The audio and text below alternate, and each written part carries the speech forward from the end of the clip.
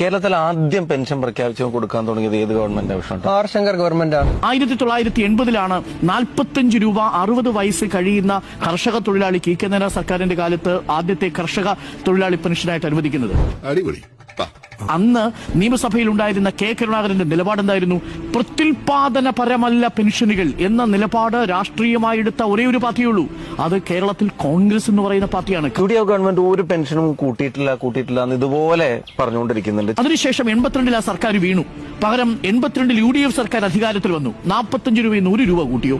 82 മുതൽ 87 വരെയുള്ള UDF സർക്കാരിന്റെ കാലത്ത് 1 രൂപ കൂട്ടിയില്ല.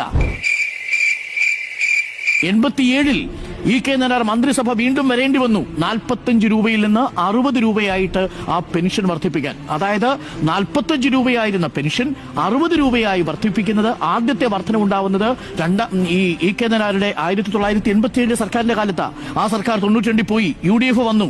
എന്തെങ്കിലും വർധനമുണ്ടായോ? 5 വർഷക്കാലം ഒരു വർധനവും ഉണ്ടായില്ല.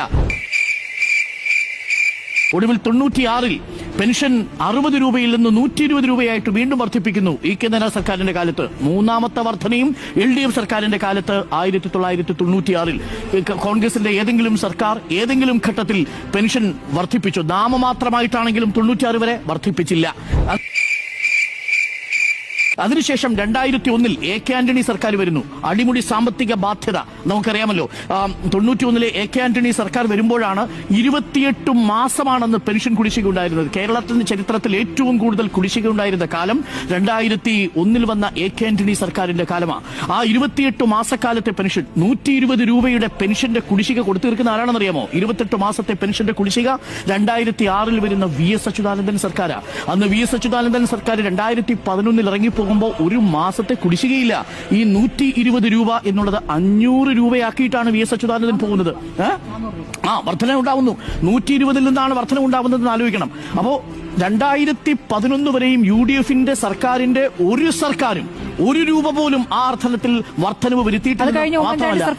ഉമ്മൻചാണ്ടി സർക്കാർ വരുന്നു. 400 രൂപ എന്നാണല്ലോ പറഞ്ഞത്. 400 രൂപയിൽ നിന്ന് 600 രൂപയാക്കി വർദ്ധിപ്പിക്കുന്നു. ഏത്? 2011 മുതൽ 16 വരെ.